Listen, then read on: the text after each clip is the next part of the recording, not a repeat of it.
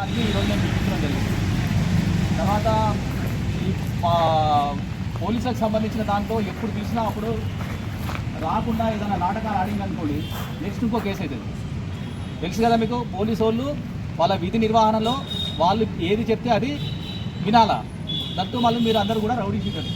మీరు సత్యపూసలు కాదు, మీరందరూ సత్యపూసలు కాదు. సరే అది ఎట్లయింది, ఎందుకైంది, ఏమైంది అనేది అది తర్వాత అంశం. కానీ మీరందరూ సత్యపూసలు కాదు, మీ మీద షీట్స్ ఉన్నాయి, రౌడీ షీట్స్. అది మామూలుగా ఒకదానికో రెండు దానికో లేకుండా మామూలుగా రిప్లై చేసింది కాదు. అవి వాటికి సంబంధించిన దాంట్లో ఎప్పుడు పోలీసు వాళ్ళకి ఇచ్చినా కూడా కంపల్సరీ ఇక్కడ హాజరు కావాలా. ఒకవేళ మా కానిస్టేబుల్ వచ్చి మీరు మిమ్మల్ని పిలిపి రమ్మన్నాడు అనుకోండి, మీరు రాను అని చెప్పింది అనుకోండి, ఏమవుతుంది? లా ఇప్పుడు చదివిన ఓకే. ఒకవేళ పోలీసు వాళ్ళు వాళ్ళ విధి నిర్వహణలో ఒకవేళ వాళ్ళు పిలిపించినప్పుడు, వాళ్ళు రానప్పుడు, వాళ్ళు నిరాకరించినప్పుడు, వాళ్ళ విధి నిర్వహణ భంగపరిచినప్పుడు ఏమవుతుంది? కేసు అవుతుందా కాదా? ఏదో ఉత్తగా చేయలు బట్టి నెట్టేయడం అట్లా ఇట్లా కాదు. కేవలం చెప్పుతే వినకుంటే కూడా కేసు అవుతుంది. అది అర్థం కావాలి. చాలామంది తెలియదు. అది పోలీసు వాళ్ళు రమ్మని చెప్పినప్పుడు రాకుండా నేను రాను అని చెప్తే కేసు అవుతుంది. రాను అని చెప్తే కేసు అవుతుంది. కేసు ఫైల్ ఒకటే మాత్రమే కాదు, ఆల్రెడీ కేసులు ఉన్నాయి. ఈ కేసులో యాడ్ చేస్తే పీడీ యాక్ట్ అవుతుంది. పీడీ యాక్ట్ అయితే ఏమవుతుంది? పీడీ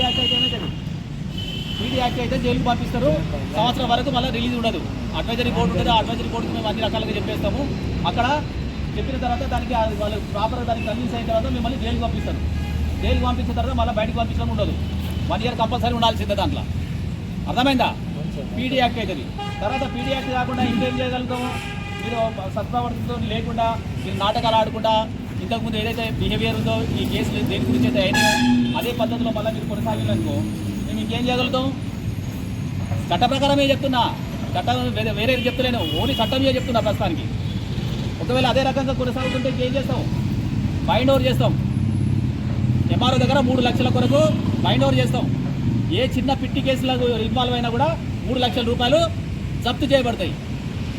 మిమ్మల్ని బైండ్ ఓవర్ చేసిన తర్వాత ఆల్రెడీ మీ మీద కేసులు ఉన్నాయని అక్కడ మెన్షన్ చేసుకుని మేము అక్కడ బైండ్ ఓవర్ చేసి అక్కడ పంపించిన తర్వాత ఏ చిన్న కేసు, ఒక పెట్టి కేసు అయినా కూడా మిమ్మల్ని అక్కడ 3 లక్షల రూపాయలు జప్తు అయితే ఇక్కడ కేసు అవుతుంది. అక్కడ జప్తు అయితే ఇక్కడ కేసు అవుతుంది. అర్థమైందా?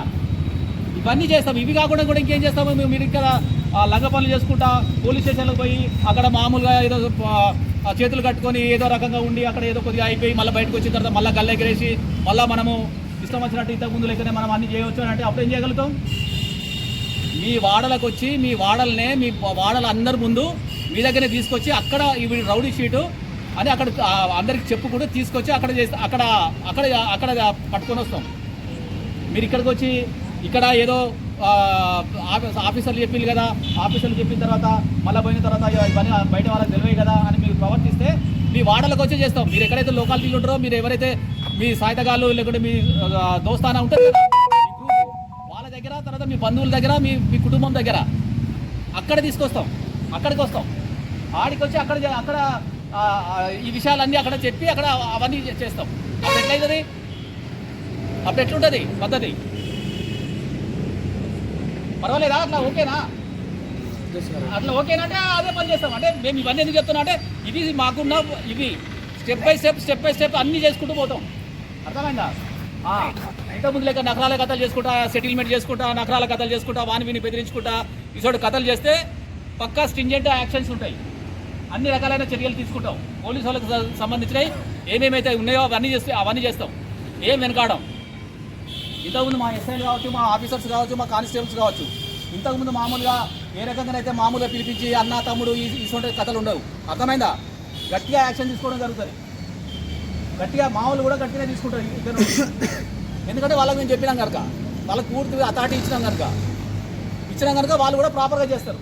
ప్రాపర్గా మీతో ట్రీట్మెంట్, బిహేవియర్ అన్నీ కూడా ప్రాపర్గా ఉంటాయి. అర్థమైందా? అంతేగాని మామూలుగా ఏదో వస్తున్నారు పోతున్నారు అన్నట్టు ఉండదు.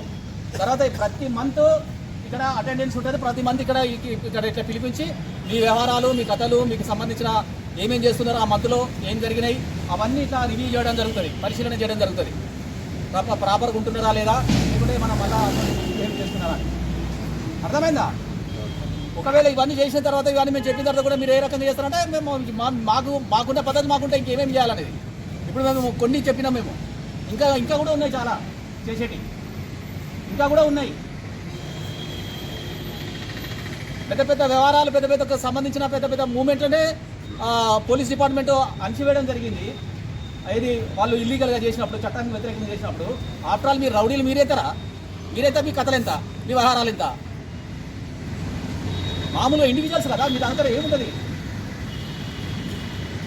అటువంటి వాళ్ళను కంట్రోల్ చేయడం మాకేం పెద్ద లెక్కనా? పెద్ద పెద్ద విషయాలని కంట్రోల్ చేసిన పోలీస్ వ్యవస్థ ఇది, చట్టానికి వ్యతిరేకంగా పనిచేసినప్పుడు. అర్థమైందా? ఇది ప్రతి మంత్ ఉంటుంది. తర్వాత మిగతా వాళ్ళు ఏదైతే ఆబ్సెంట్ ఉంటుందో వాళ్ళు కూడా అందరు వస్తారు, వాళ్ళకు కూడా సంబంధించి అన్నీ ఉంటాయి. ఇక్కడ ఇట్లా మెడలు పూట అక్కడ పోయి నగరాల కథలు వేరే బయట చేస్తే వాటికి సంబంధించిన వ్యవహారాలని మేము కూడా ఏ రకంగా చేయాలో ఆ రకంగా చేస్తాం. ముందు చూస్తారు అది. అర్థమైందా?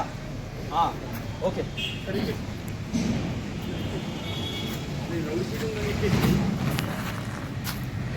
అన్నట్టు రౌడ్ షీటింగ్ కాబట్టి ప్రజల మానం పోతుంది అనేది మాకు ఉన్నది సార్, భయం ఉంది. అయితే గెట్ల కాడ ఏం చేస్తుంది అంటే ఆల్రెడీ మాకు తెలిసిపోతుంది కదా సార్, రౌడ్ షీటింగ్ ఉన్నది మా ఊళ్ళో తెలిసిపోయింది ఆల్రెడీ. అయితే గెట్ల కాడ పంచాయతీ వస్తుంది సార్, పంచాయతీ వచ్చినప్పుడు పంట దోషం చేసుకుని పోవడం, లేదా ఉన్న మా ల్యాండ్లో చేసి బట్టి తీసుడు, ఇవన్నీ చేస్తుంది. నేను పరగల ఇవి ఎందుకు తీసినామని మా ఊళ్ళో సంఘాలు లేదు సార్. సంఘాలు జరిగిపోయినప్పుడు ఉంటే దాడి వాళ్ళే వేస్తుంది. మేమేమైనా అంటే ఉంటే మళ్ళీ వాళ్ళ చేరు కేసు పెడితే మళ్ళీ రౌడ్ షీటింగ్ కాబట్టి మళ్ళీ ఇంకోటి ఎక్కువైతే ఇవన్నీ డ్రామా కథలు చేయకండి, ఇవన్నీ డ్రామా కథలు, నాటకాల కథలు చేయకండి. ఇవన్నీ మీరు చెప్పినంత మాత్రాన, వాళ్ళు చెప్పినంత మాత్రాన నా ఇన్వెస్టిగేషన్ మాకు తెలియదా? మరి నువ్వు సత్యపుసవ నువ్వు ఒకటి చెప్పినంత మాత్రాన నువ్వు నిజంగా సత్యపుసవ అవుతావా? లేకుంటే వాళ్ళు అందరు కలిసి వాళ్ళు నువ్వు లంగనంత మాత్రాన మేము ఉత్తనే నమ్ముతామా?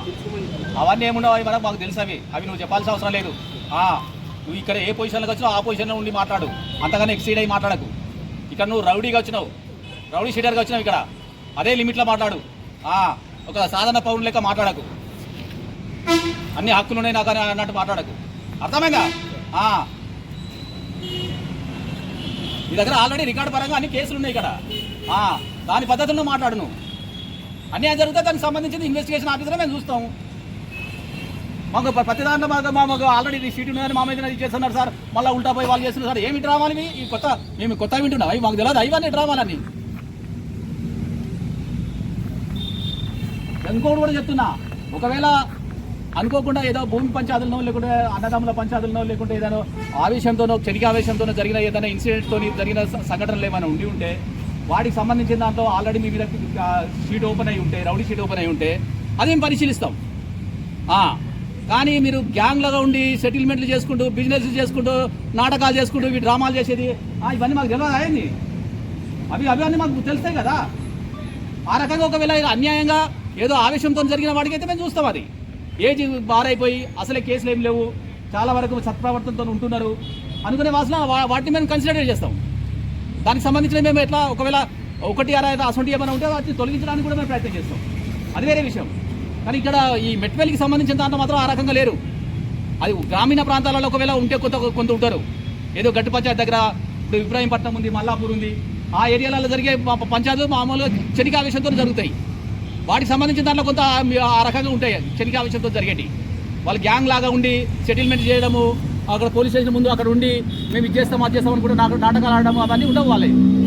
ఇక్కడ ఈ మెట్వెల్లిలో అది వేరే టైం ఉంది, దాని మీద మేము కాన్సన్ట్రేషన్ చేస్తున్నప్పుడు ఇక్కడ పిలిచిన దాని కొరకే వాటి మీద మాకు పూర్తి నిఘా ఉంటుంది. మీరు ఎక్కడెక్కడ ఉన్నారో ఏం చేస్తున్నా, మీరు ఏమేమి యాక్టివిటీ చేసినా పూర్తి నిఘా ఉంటుంది. ఓకే, మీరు ఏమైనా మాట్లాడితే మాట్లాడి